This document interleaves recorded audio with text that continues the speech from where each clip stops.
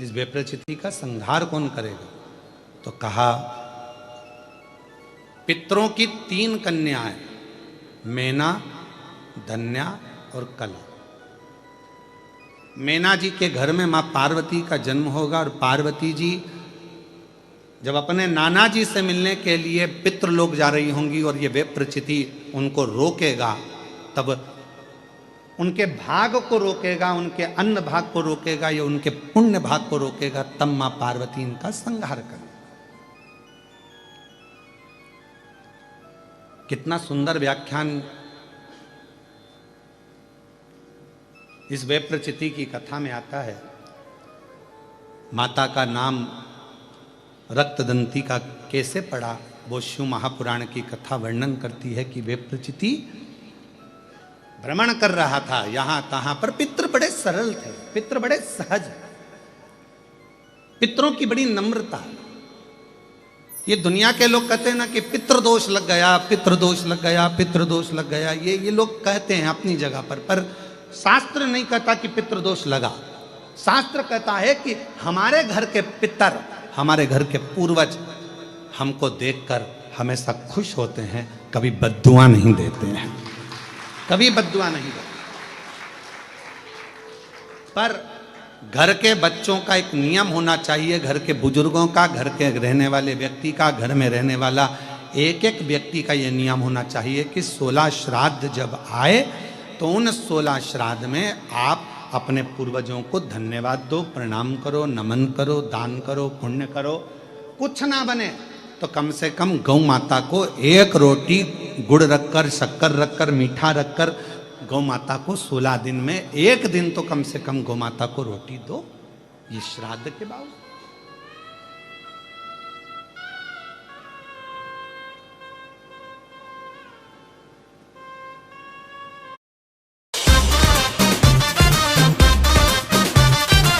मत मानो, पर समझो तो सही, तुम और तुम्हें जन्म देने वाला, एक लड़के को जन्म देने वाले माता और पिता कितने लोग हैं?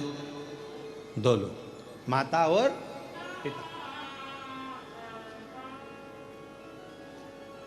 अब तुम्हारे माँ बाप को जन्म देने वाले कहां से हो गए? 2। तुम्हारे माँ बाप को जन्म देने वाले हो गए 4, 2 उधर के, 2 उधर के।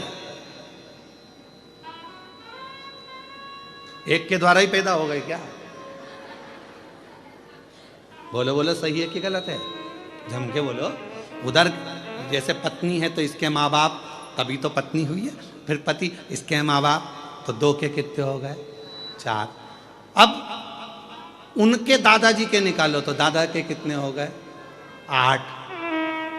उधर के, इधर के, ऐसे अंदाजा लगाओ 7 पीढ़ी का।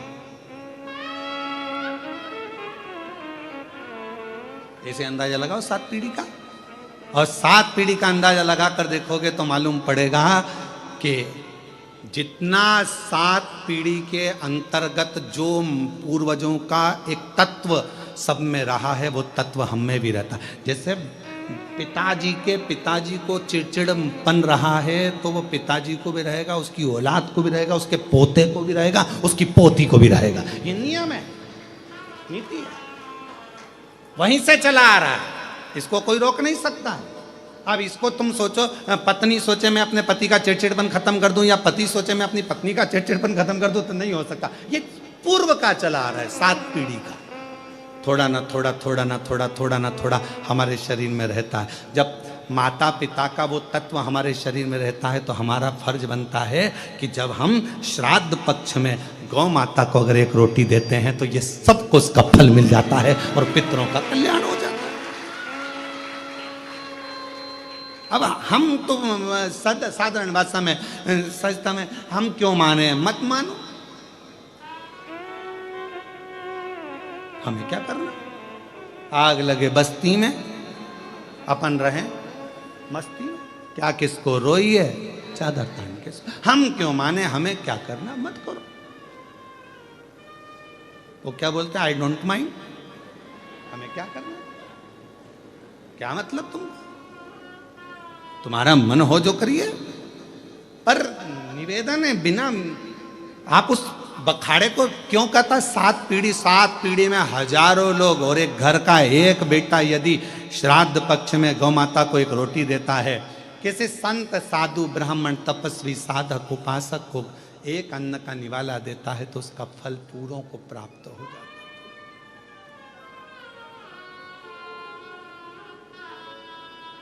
पूरों।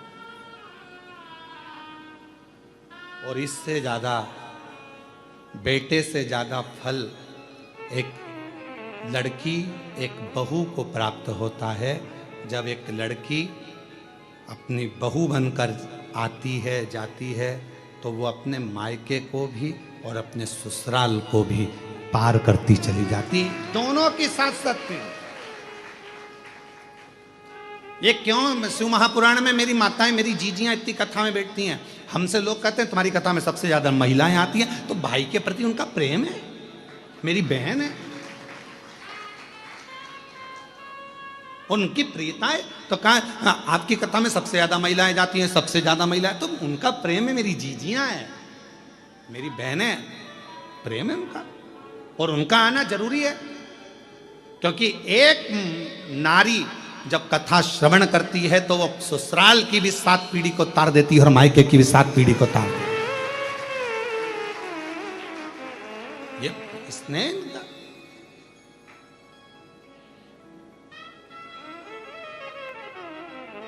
और उनका हृदय वो भाव से जो पुकार रही हैं, भाव से जो भगवत भजन कर रही हैं, उसको प्राप्त कर। महाराज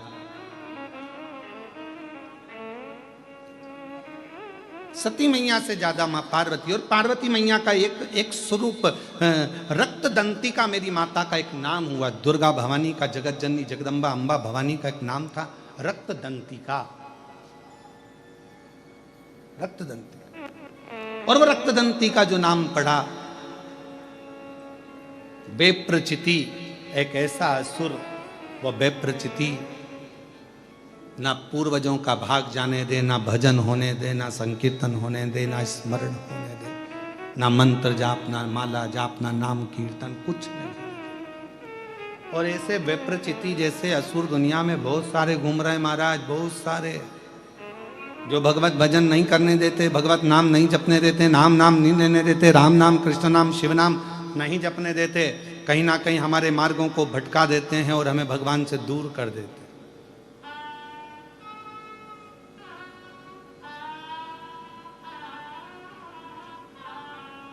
विप्रचिति जैसे असुर ढेर सारे हैं जो भगवान के नाम से दूर हटा देते हैं। दूर क्या होता है भगवान का नाम लेने से? क्या होता है भगवान का भजन करने से? पत्र देखो, एक पत्र में आया, पहले तो पत्र का स्मरण करिए। एक गाय का गोबर भी अगर नीचे गिरता है तो बाद में उठता है ना, तो धूल लेकर उठता है, मिट्टी लेकर उठता है, और जो शिव महापुराण की कथा में बैठता है वो कुछ ना कुछ लेकर जरूर उठता है। ये शिव वो दिए बिगड़ नहीं भेज सकता, खाली हाथ नहीं भेजेगा, देगा जरूर। जितने आस्था चैनल पर कथा सुन रहे हैं, फेसबुक यूट्यूब पर कथा सुन रहे हो, जितने ऑनलाइन कथा सुन रहे हो पितृपक्ष में, ये कथा तो कल विराम हो जाएगी, सुबह 8 बजे से 11 बजे तक हो जाएगी, दिन में 1 बजे से 4 बजे तक आप टीवी पर देख लोगे। 17 तारीख से फिर 5 दिवसीय शिव महापुराण की कथा ऑनलाइन आपको श्रवण करने को दोपहर में 1 बजे से 4 बजे तक प्राप्त हो जाएगी। फिर नवरात्रि में 5 दिन माँ देवी आद्य शक्ति, माँ जगत जननी दुर्गा भवानी के पावन चरित्रों को 5 दिन तक, माँ अम्बा के चरित्र को 24 तारीख से 28 तारीख तक 5 दिन तक शिव महापुराण मां शक्ति और शिव की आराधना पर श्रवण करेंगे। फिर 3 तारीख अक्टूबर से जलगांव में प्रारंभ हो जाएगी। फिर 12 तारीख से 16 तारीख तक शिरडी के नजदीक में प्रारंभ हो जाएगी। फिर धनोरा में प्रारंभ हो जाएगी, छत्तीसगढ़ में। सुनो कथा के रसतत्व को धारण। हे विप्रचिति, विप्रचिति को मां ने, जगत जननी ने अच्छा, रक्त दंतिका मेरी मां का नाम हो गया। कोई अच्छा कार्य हो उस कार्य में अड़चन ना डालो। तारकासुर, तारकासुर के जाने के बाद तारकासुर के 3 बेटे हैं, तारकाक्ष, विदुम्माली और कमलाक्ष। 3 पुत्र हैं। और ये तारकासुर के 3 बेटे तारकाक्ष, विदुम्माली और कमलाक्ष की एक ऐसे पुत्र हैं, तारकासुर के 3 बेटे एक ऐसे पुत्र हैं कि वो तारकासुर के तीनों बेटे अपने पिता के बतलाए हुए मार्ग पर प्रशस्त थे। अपने तारकाक्ष, विदुम्माली, कमलाक्ष की 3, और तीनों ने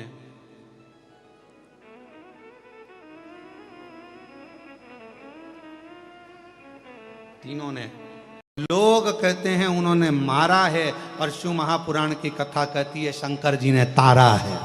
मारा नहीं है किसी, शिव जी ने मारा नहीं, तारा।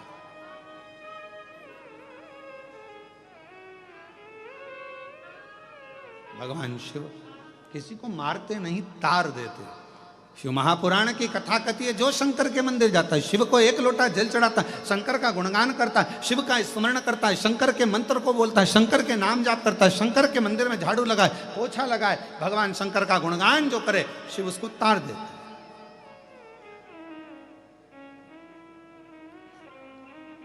बस श्रद्धा, विश्वास पूर्ण होना चाहिए। जरूरी नहीं कि आप श्रेष्ठ दिख रहे हो तो श्रेष्ठ होगे। मोर कितना सुंदर दिखता है, पर सांप को खा जाता है। बोलो सही है?